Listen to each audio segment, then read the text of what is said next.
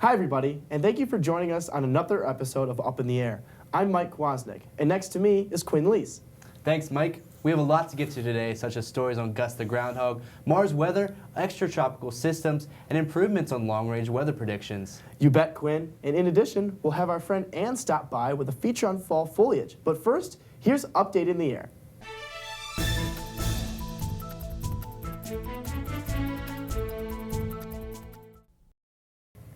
Glaciologists were just beginning to wrap their heads around an enormous ice avalanche that occurred in Tibet on July 17th. Then on September 24th, it happened again, and scientists are struggling to figure out why. The two avalanches occurred at Tibet's Aryu Range, just a few kilometers apart, according to NASA's Earth Observatory. What's strange about the avalanches, the first one, which killed 9 people, is that temperatures were close to average leading up to the slides, and the glacier sat on fairly flat terrain, according to NASA. It's believed that these avalanches were primed by a phenomenon known as surging, which occurs when ice from a glacier moves 10 to 100 times faster than normal, flowing rapidly down from an upper part of a glacier. A combination of data collected from the glacier and computer simulations suggests that the first surge began last year and stalled out when it reached a narrow valley. But that may have slowed water to build up inside underneath the glacier, making it likely to collapse. Just days before the second avalanche, the team of scientists noted signs that a second slide appeared to be imminent. NASA also reported that a team attempted to warn Chinese scientists and government officials, but the glacier collapsed just hours before the warning arrived. Scientists continue to look for the exact cause of the avalanche, but they have not yet ruled out climate change as a possible factor. The United Kingdom's Meteorology Office, or Met Office for short, originally thought this summer was going to be a quote, barbecue summer, as they say, but they have been since proven incorrect. They also received a large amount of criticism for such a bold prediction. There lies the true catch-22 of meteorologists. How far can a forecaster accurately predict what will happen? It is such a difficult task because the weather has a lot of factors influencing it. However, meteorologists continue to try to forecast further and further into the future. Why, you ask? Imagine knowing exactly what will happen exactly 8 days from now. Knowing that it will snow will help people and governments prepare for impactful weather events. Meteorologists work to help the community, and if they can continue to improve long-range weather forecasts, the better for all of us. The first day of fall in a Pennsylvania borough looked a lot like winter, despite clear skies and temperatures in the 80s. Snow covered the downtown block in Westchester, PA. Production crews were in front of the Classic Diner and Sidebar Restaurant filming a holiday commercial for the Pennsylvania Lottery. With parking spots on the south blocked off, crews started the day by spraying a cover of fake snow in front of the sidewalks of the two businesses. The windows and light poles sported garland and red bows. Throughout the day, a crowd of people standing across the street craned their necks looking to see the star of the commercial, Gus the Groundhog, to appear. The closest view people got of the star was a cardboard cutout, which stood in for the second most popular groundhog in Pennsylvania. The cardboard cutout of Gus is used to give crews a spot to point the camera. He is then added in post-production. In earlier years, Gus made his debut in 2002 as a mechanical groundhog used for the commercials. Gus went into a semi-retirement in 2014 and 15 as a digital Gus debuted in 2016. Remember, keep on scratching. What is one of the next big challenges for weather forecasters? Their answer may surprise you, as it is forecasting on Mars. That's right. In response to the goal of sending humans to Mars in the 2030s, NASA is exploring ways to forecast the rusty red planet's weather. This also includes space weather, which is generally focused on the sun. Solar weather is very much in its infancy, and there is still much more that must be researched. In general, solar weather is mainly about watching the sun and figuring out when it has an event. A few examples of events are solar flares and coronal mass ejections. A solar flare is an intense burst of light, and a coronal mass ejection is an eruption of charged particles. These highly energetic particles can actually damage satellites and even cause power surges on the ground. Astronauts that make the trip to Mars must potentially deal with these dangerous events. It's been 25 years since the perfect storm, 5 years since Snowtober, and 4 years since Superstorm Sandy. You might be wondering, is all this crazy weather in late October just a coincidence? It's not. According to the Plymouth State University meteorology professor Jay Cordinia, in order to produce these storms, you need to have a nor'easter characteristic that you see in the wintertime and those tropical storm characteristics that are more common in the summertime. Right now in October and November is when you can get both blends of storms. These particular storms are 1 in 50 or even 1 in 100-year events, but those numbers are just statistics. All that means is the odds of the storm are about 1 or 2% chance. The perfect storm and Superstorm Sandy were similar weather events. The perfect storm was Hurricane Grace, which was then absorbed by a nor'easter, while Hurricane Sandy transformed to a hybrid tropical system. Once these storms lost their tropical characteristics, their wind fields expanded. Both storms produced damaging wind gusts, heavy rain, and devastating coastal floods. Waves were large during both storms. However, a buoy near Sable Island recorded a wave height of 100 feet during the perfect storm. This too a 100-year event. 1. The polar jet stream appears to be growing weaker. So what does that mean for us here in Pennsylvania? Well, it means our winters are going to be longer. Yes, that's right. A weaker jet stream means longer, colder winters for Pennsylvania. Studies show that a weaker jet stream influences winters lasting later into March than previously. There is evidence to show that a warming climate decreases Arctic sea ice content, and that helps weaken the jet stream.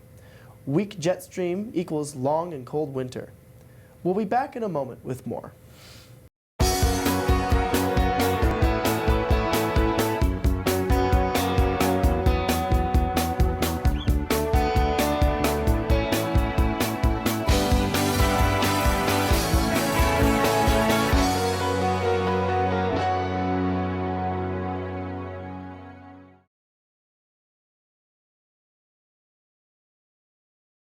Welcome back to the show. And now we have a special feature on fall foliage. I'm Ann Rodden reporting from Slab Cabin Park.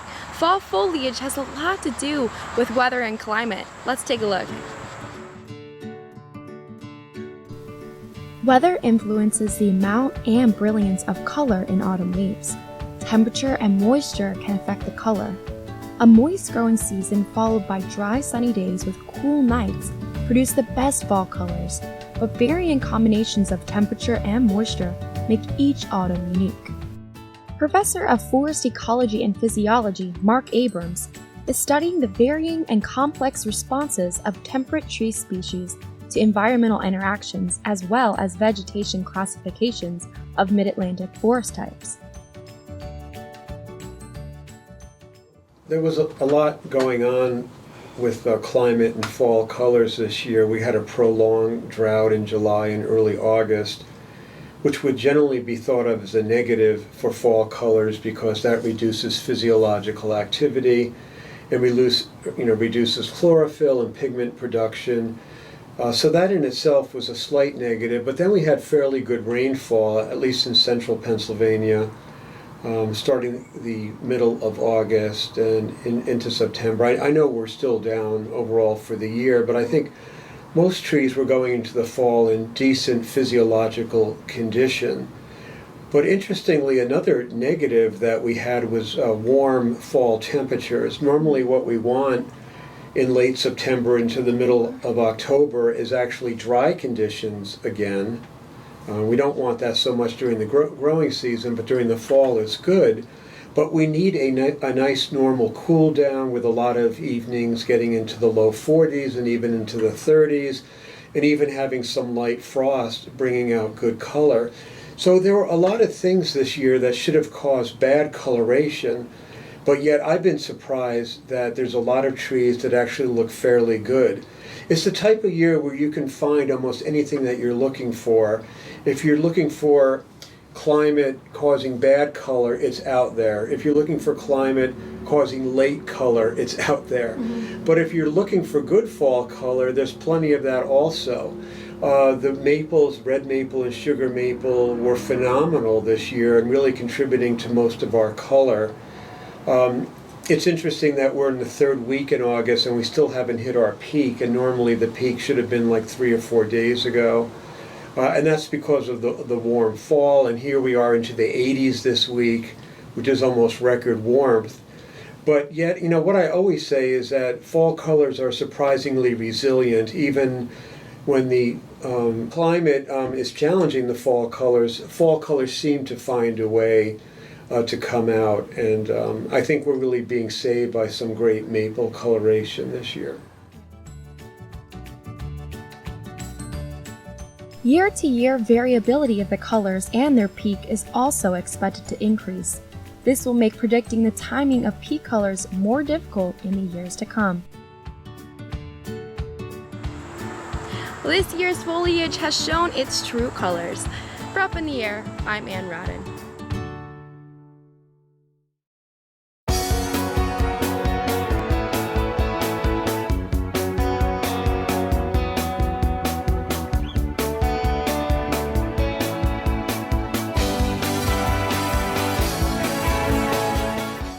Welcome back to the show, everybody. Well, you know, Mike, we're more than halfway through the semester now. You know, November. We're now in November now. At the end of this month, you know what that means? Break. You bet. I'm really looking forward to getting some time off school and getting home to see my family. I don't know about you, but I'm really looking forward to it. Yeah, me too. And Christy, are you excited for a break at the end of this month? I'm very excited. I'll be going back home to North Carolina where it's a little bit warmer than it is here. Man, I really like the fall. I don't know about you, but the summer sometimes gets a little bit draggy sometimes. Yeah, well, here it hasn't been too terribly draggy lately, and we have seen nice fall-like colors. In fact, we are pretty much past peak in much of New England for our fall foliage report. Parts of southern Pennsylvania are still in that peak color, so if you love seeing those fall colors, get out there and enjoy them while they last, because they probably won't last too much longer. To go along with that leaf drop report, we have experienced in the northern portion of New England almost nearly complete with their leaf drop, and in the southern portion of New England, it is a very high leaf drop rate. So those leaves won't stick on those trees for too much longer. We have seen some snow across the United States. We have seen around an inch of accumulation in parts of Maine, the northern Rockies, and even over an inch in parts of Washington. We are expecting next week's upper air pattern from November 7th through November 11th to bring some warmth with it, as we have a nice ridge that is over Minnesota, and then it drops off to this really large trough that is covering much of the eastern part of the United States. To go along with that, the southern half of the East Coast will be seeing below normal temperatures. But look at this, much of the United States will be in the above normal temperature range. Even here in Pennsylvania, we will be slightly above normal temperatures for the week of November 8th through November 14th. To go along with that, our precipitation, much of the United States is expecting below normal precipitation, and we are seeing some above normal precipitation in parts of New Mexico and Texas.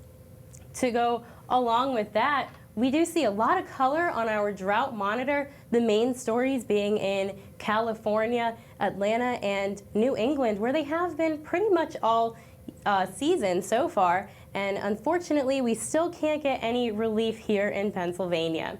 Back to you guys at the desk. Thanks, Christy. That's all we have for this week's episode. I'm Mike Kwasnick. And I'm Quinn Lees. We'll see you next week up in the air.